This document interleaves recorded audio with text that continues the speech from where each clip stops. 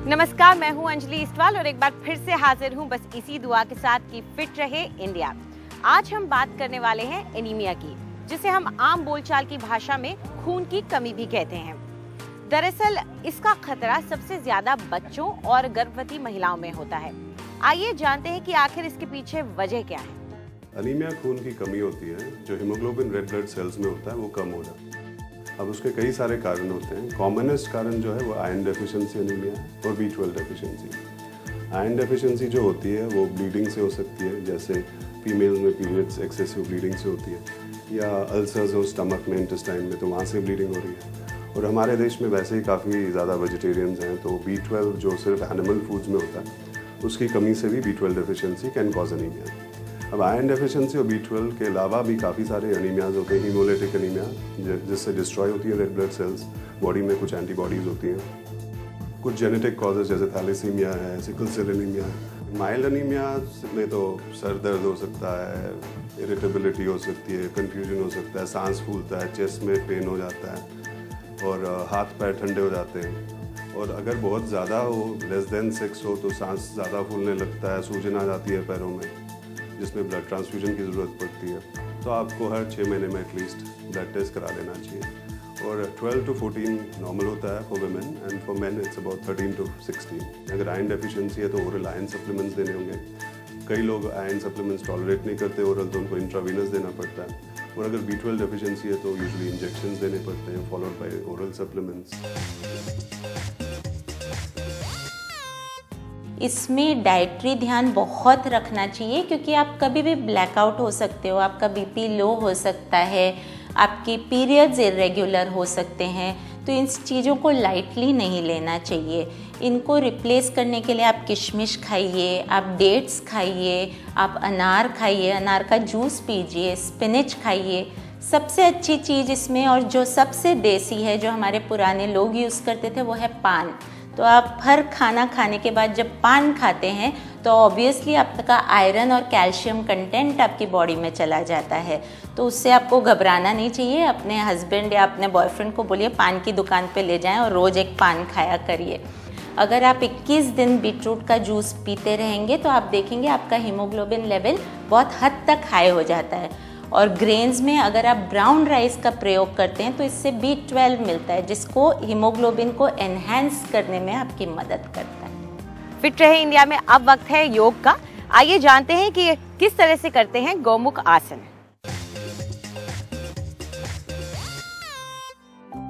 नमस्कार, आज हम करेंगे गोमुख आसन। गोमुख आसन जो कि फेफड़ों के लिए बहुत ही लाभदायक आसन है, और यह आसन हमारी शोल्डर जॉइंट्स और फ्रोजन शोल्डर में काफ़ी लाभदायक आसन माना जाता है। गोमुख आसन से आपकी किडनी स्टिमुलेट होती हैं। इस आसन से आपकी ऑनसेट अगर है डायबिटीज़ की तो वो एलिविएट होती है, मींस जा सकती है सिस्टम से। इसके अलावा ये आसन रेस्पिरेटरी डिसऑर्डर्स के लिए अच्छा है। अब देखते हैं आसन कैसे करना है। तो सबसे पहले आप अपनी लेग्स पहले बाहर स्ट्रेच करिए।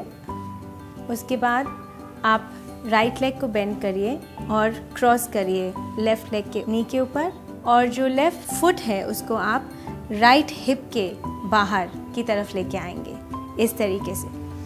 अगर आपको इसमें भी मुश्किल है और प्रॉब्लम आपको लगता है कि आपका एक हिप नीचे नहीं टच होता है, तो यहाँ पे एक तरफ थोड़ा सा ब्लैंकेट को फोल्ड करके चादर को या एक कुशन रख सकते हैं। इसमें आपने देखना है कि आपके दोनों हिप्स एक स्क्वायर पोजीशन में हैं, प्लेस्ड हैं ज़मीन पे। इसके बाद आप अपना राइट हैंड ऊपर लेके आएंगे और उसको पीछे की तरफ सेंटर ऑफ द स्पाइन पे अपना पाम टच करेंगे, और लेफ्ट हैंड पीछे से लेके जाएंगे और दोनों फिंगर्स को पीछे से मिलाएंगे, और धीरे धीरे अपना हेड, बैक ऑफ द जो हेड है उसको आप थोड़ा आर्म्स के ऊपर, अपर आर्म्स में पुश करेंगे। इसको यहाँ पे 5 से 10 सेकंड तक होल्ड करेंगे पोस्चर को, और सांस लेते रहेंगे, और फिर धीरे धीरे रिलीज़ करेंगे।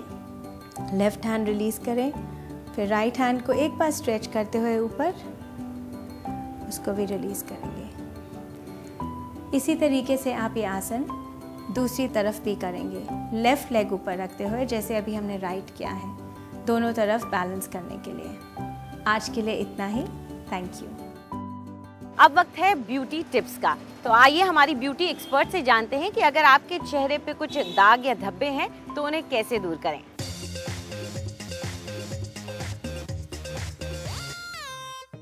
नमस्कार, आज हम बात करेंगे चेहरे के दाग के बारे में, जिनको हम ब्लेमिशेस बोलते हैं। ब्लेमिशेस वो दाग हैं जो कई बार हार्मोनल चेंजेस की वजह से हो जाते हैं या धूप में स्किन प्रोटेक्ट ना करने की वजह से भी आ जाते हैं। इसके लिए हम एक बहुत आसान पैक बनाएंगे, जिसमें आपको चाहिए पिसा हुआ गेंदा, चंदन का पाउडर एंड नींबू का रस। ये आप देखेंगे कि हमने कम से कम 10 या 12 गेंदे के फूलों की पंखुड़ियाँ बारीकी से पीस ली हैं। इसमें हम डालेंगे चंदन पाउडर और इसमें हम डालेंगे नींबू का रस।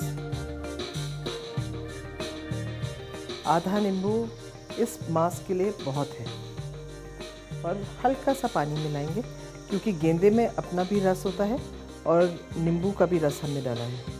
तो ये पैक जो है हमने थोड़ा गाढ़ा गाढ़ा बनाना है। स्किन को अच्छी तरह साफ करने के बाद ये गाढ़ा पैक चेहरे के उन एरियाज़ पे लगाना है जिस पे टैनिंग एंड ब्लेमिशेस दोनों मौजूद हों।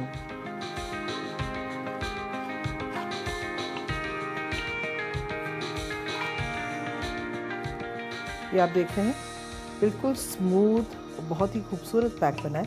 खुशबू में भी बहुत ही फ्रेश लगेगा। चेहरे को साफ़ करने के बाद आप आई एरिया छोड़ के पूरे फेस पे इसको लगा लें और कम से कम 15-20 मिनट इस पैक को आप छोड़ दें। जब ये पैक हल्का हल्का सूखने लग जाएगा तो आप अपने चेहरे को दूध से धो दें और फिर उसके बाद पानी से धो डालें।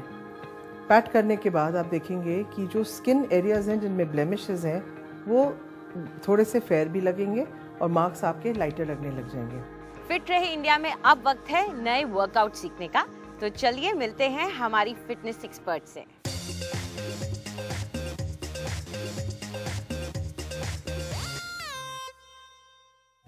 आज हम अपनी लोअर बॉडी और लेग्स को वर्कआउट करने जा रहे हैं, स्पेशली हमारी प्रॉब्लम एरियाज जो हमारी थाइज होती हैं।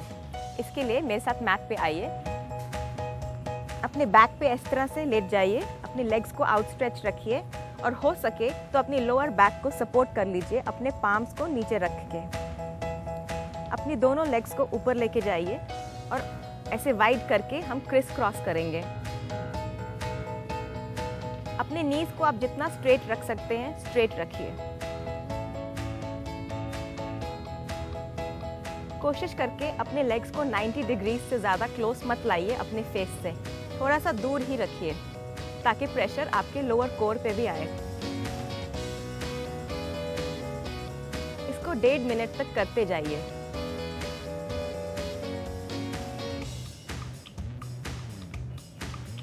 अपने दोनों लेग्स को धीरे से नीचे लाइए। हमारी अगली एक्सरसाइज भी इसी पोजीशन में है। अपने बैक को इसी तरह से आप सपोर्टेड रखिए, फीट को ऊपर लेके जाइए और बाहर की ओर ले जाइए और छोटे छोटे सर्कल्स बनाइए।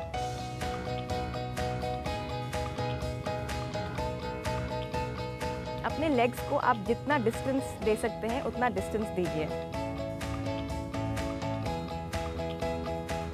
इन दोनों एक्सरसाइजेस का कॉम्बिनेशन से आपको बहुत ही टोन्ड लेग्स मिल सकते हैं। अगर आप अपने लुक के साथ एक्सपेरिमेंट करना पसंद करती हैं तो हमारी ब्यूटी एक्सपर्ट आपको बता रही है कि किस तरह से आप इस्तेमाल कर सकती हैं कलरफुल आईलाइनर्स।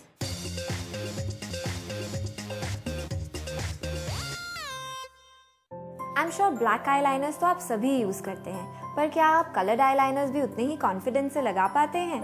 नहीं ना?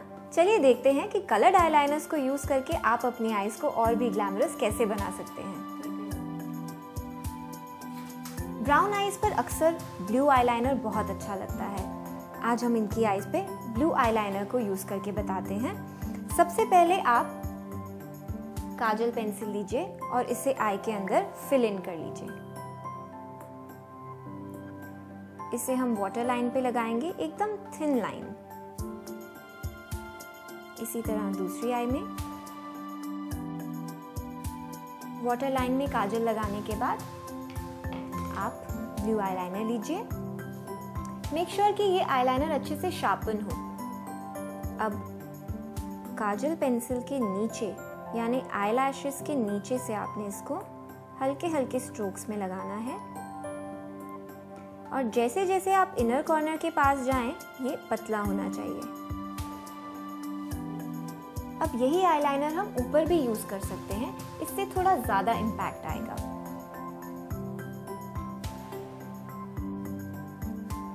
एक पतली लाइन आईलैशेस के एकदम ऊपर। सेम रूल है, अंदर की तरफ थोड़ा पतला और जैसे जैसे आप बाहर की तरफ जाएं, आप इससे थोड़ा सा थिक बना सकते हैं। अगर आप चाहें तो यही ब्लू आईलाइनर आप अपनी वाटर लाइन के अंदर भी फिल कर सकते हैं, इससे ब्लू और भी उभर के आएगा। फिट रहे इंडिया में आज इतना ही। आपको हमारा कार्यक्रम कैसा लगा हमें जरूर बताएं। आप अपनी राय हमें ईमेल कर सकते हैं fit@ndtv.com पर। अगर आप चाहें तो हमारे साथ ट्विटर पर भी जुड़ सकते हैं। इस्तेमाल कीजिए #FitRaheIndia। फिलहाल हमको इजाजत दीजिए। नमस्कार।